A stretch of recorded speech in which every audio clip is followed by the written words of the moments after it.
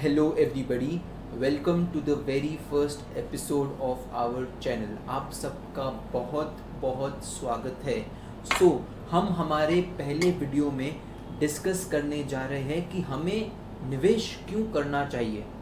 Stock market के बारे में जानने से पहले ये जानना बहुत ज़रूरी है कि हमें निवेश क्यों करना चाहिए। क्यों ऐसा कहते हैं कि पैसा हमें सेव करना चाहिए और उन सेविंग्स को हमें निवेश करना चाहिए। हमारे पास as an individual 4 investment options available है। सबसे पहला इन्वेस्टमेंट ऑप्शंस है स्टॉक मार्केट। स्टॉक मार्केट में आप in the long run about 15% का रिटर्न एक्सपेक्ट कर सकते हो। फिर हमारे पास दूसरा ऑप्शन जो अवेलेबल है उसे हम कहते हैं फिक्स्ड इनकम इंस्ट्रूमेंट। इसका मतलब क्या हुआ, जैसे कि बैंक डिपॉजिट्स हो गए, कॉरपोरेट बॉन्ड्स हो गए। कॉरपोरेट बॉन्ड्स का मतलब होता है कंपनी के आप बॉन्ड्स में जो निवेश करते हो उसे हम कॉरपोरेट बॉन्ड्स कहते हैं।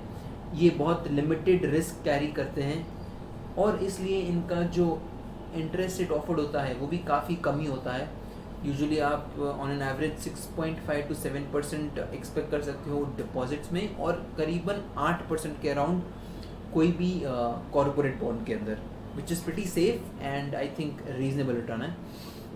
वहीं रियल एस्टेट आपके पास एक तीसरा ऑप्शन है, लेकिन रियल एस्टेट का आप कितना रिटर्न मिल सकता है उतना आप गेस नहीं कर सकते, बिकॉज वो एक इतना ऑर्गेनाइज तरीके से ट्रैक नहीं होता है। But with income and capital appreciation I guess up to 10% का कंपाउंडिंग रिटर्न आपको मिल सकता है। उसी तरह अपने पास चौथा ऑप्शन है गोल्ड। गोल्ड के आप देखने जाओ तो करीबन इससे हम 8% तक का रिटर्न हमें मिल सकता है। गोल्ड को हम सेफ एसेट मान रहे हैं, और अभी जो इक्विटी की हालत है काफ़ी लोग गोल्ड में निवेश कर रहे हैं। यही कारण है कि गोल्ड के भाव में इतनी ज़्यादा तेज़ी आई है। ठीक है, तो ये तो हमारे पास इन्वेस्टमेंट ऑप्शन है जिसे हमने समझ लिया है। अब हम बढ़ते हैं कि हमें इन्वेस्ट क्यों करना चाहिए। तो इन्वेस्ट करने का कारण क्या है, क्यों हमें इन्वेस्ट करना चाहिए, तो इससे हम समझते हैं एक एग्जाम्पल से। अज्यूम कीजिए कि हमारा भाई रमेश है। रमेश की करीबन 10 लाख की सालाना सैलरी है। ठीक है, अब हमारे एग्जाम्पल को और सिंपल करने के लिए लेट अस अज्यूम कि उसका जो बॉस है, his boss does not give him any salary increment. अभी हाल फिलहाल हमारा भाई 30 साल का है एंड उसका पूरा इरादा है कि 50 साल की उम्र तक वो रिटायर हो जाए। अब हम एक और अजम्पशन लगाते हैं कि वो 10 लाख कमाता है। इस 10 लाख में से वो 1 लाख प्रति वर्ष एवरी ईयर वो सेव करता है। ठीक है, सो ये समझ में आ गया कि वो हर साल 1 लाख रुपया सेव करने वाला है।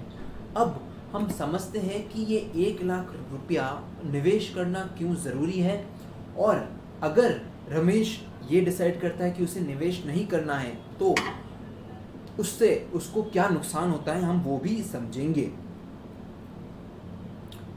अब आप देख सकते हो ये है एक पीपीटी जो मैंने बनाई है। अगर कोई निवेश करता है तो क्या, और निवेश नहीं करता है तो क्या होगा। Let us assume that bye saving he is making 10% return every year.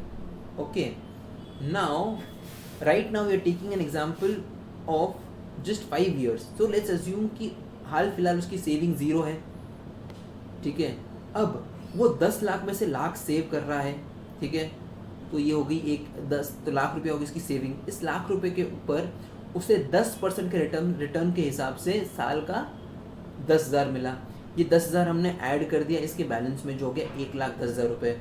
इस तरह वो हर साल लाख रुपया सेव करता है, तो उसे 5 साल बाद मिलता है 6,71,561 रुपीज़। ये होता है 5 साल अगर वो कंटिन्यूस 1 लाख रुपया निवेश करता है, प्लस एक हर साल जो उसे रिटर्न आ रहा है इंटरेस्ट की तरफ से, वो भी वो अगर निवेश करता है तो हम देख रहे हैं कहीं उसे 6,71,000 रुपीज़ का टोटल कैपिटल बनता है 5 साल बाद।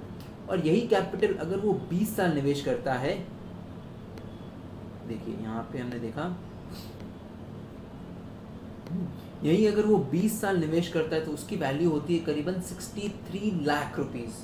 ओके, सो निवेश करने से क्या हो रहा है, आपका 5 लाख रुपया 6,70,000 रुपया हो गया 5 साल के अंदर, और वही पैसा 20 साल के अंदर 5 लाख से हो गया टोटल 63 लाख। सो आपको समझ में आ रहा है सिर्फ 10% रिटर्न से एक छोटी सी अमाउंट 20 साल बाद कितनी बड़ी अमाउंट बन जाती है। और अगर आप निवेश नहीं करते तो क्या होता, देखिए वो 5 लाख रुपया जो आपने सेव किया वो एज इट इज़ रहता, उसके ऊपर आपको कोई रिटर्न नहीं मिलता। और अगर आप हर साल लाख लाख रुपया सेव करते हो 20 साल के लिए, तो उसकी वैल्यू होती 20 लाख रुपये ही, जबकि निवेश करने से उसकी वैल्यू होती 63 lakh rupees. So this is the reason why you should invest. And also one of the main reason is कि पैसे की वैल्यू हर साल कम होती है। क्यों? क्योंकि महंगाई बढ़ती है। आप जो चीज़ आज 100 रुपये में खरीद सकते हो, वही चीज़ आप कल या कुछ साल बाद 100 रुपये में आप नहीं खरीद पाओगे, क्योंकि जो चीज़ आपको खरीदनी है उसमें महंगाई आ गई, और महंगाई आने से क्या होता है, वो 100 रुपये की चीज़ अब 102 रुपये में बिक रही है, तो आपके 100 रुपये की वैल्यू कम हो गई है। इस महंगाई से बचने के लिए आपको निवेश करना ज़रूरी है, और निवेश ऐसा करना है जो इन्फ्लेशन को बीट करे, जो महंगाई को बीट करे। अगर महंगाई 5% से बढ़ रही है और अगर आप 10% से आपको रिटर्न मिल रहा है, तो वो 5% आपका कैपिटल अप्रिसिएशन है, जो आपके रिटायरमेंट में काफ़ी काम आएगा। निवेश करोगे तो ही आगे बढ़ोगे। सो मुझे पूरी उम्मीद है कि आपको ये समझ में आ गया है कि हमें निवेश क्यों करना है। देखिए, आपको सब बोलते हैं निवेश करना है, निवेश करना है, निवेश करना है, पर निवेश क्यों करना है ये मैं आपको बता रहा हूँ। निवेश करोगे तो क्या मिलेगा, और नहीं करोगे तो आप कैसे निवेश नहीं करने से भुगतोगे, ये अब हमने जाना है। So let us assume, now let us take every asset, okay, let us take every asset and see what would happen to your investment, okay, over a period of time. So now return on various investments over a 20-year period of time, 20 years period of time. अब हम क्यों बोलते हैं stock market में निवेश करना चाहिए। देखिए, स्टॉक मार्केट में आपको भले ही आज मंदी है, भले ही आज लोगों को नुकसान हो रहा है, but in the long run, over a long period of cycle, stock market से आपको करीबन 15% के कंपाउंडिंग रिटर्न मिल सकते हैं।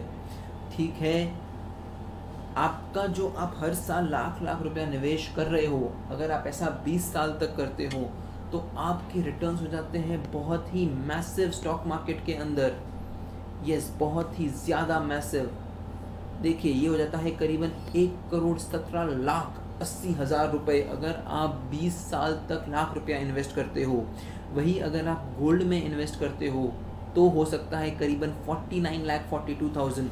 स्टॉक मार्केट रिस्की है, पर रिवॉर्ड भी उतना ही है। और स्टॉक मार्केट रिस्की तभी होता है जब आप बिना नॉलेज के काम करते हो। अगर आप नॉलेज के साथ काम करो तो सबसे ज़्यादा स्ट्रेस फ्री काम स्टॉक मार्केट का है।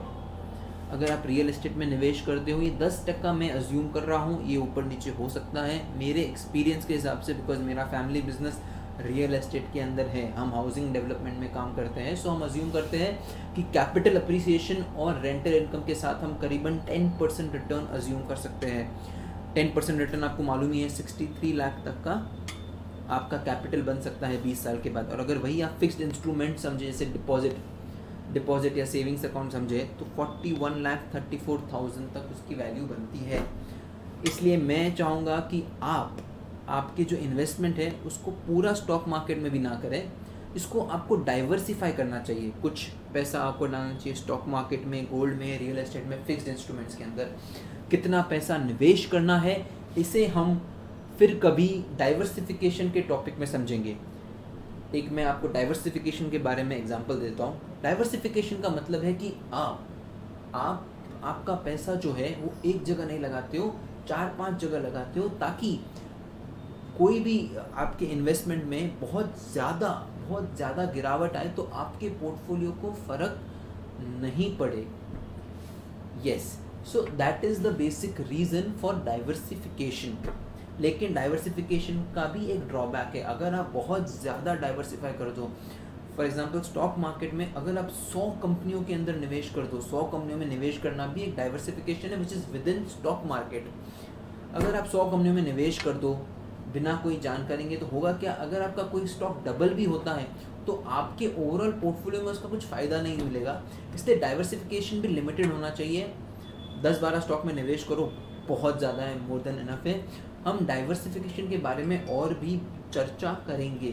सो एज ऑफ नाउ हमारा मोटिव क्या था इस सेशन के दौरान कि भाई हमें मालूम पड़े कि निवेश करने से क्या मिल रहा है और निवेश करने से नहीं मिल रहा है। निवेश करोगे तो महंगाई से ईजिली पार कर लोगे और आपकी वेल्थ भी जनरेट होगी, और अगर आप निवेश नहीं करोगे तो आपके पैसे की वैल्यू कम होगी और आप महंगाई से हार जाओगे। सो निवेश करना बहुत ही ज़रूरी है। ठीक है, इसी के साथ thank you so much for spending so much time with us. Thank you so much.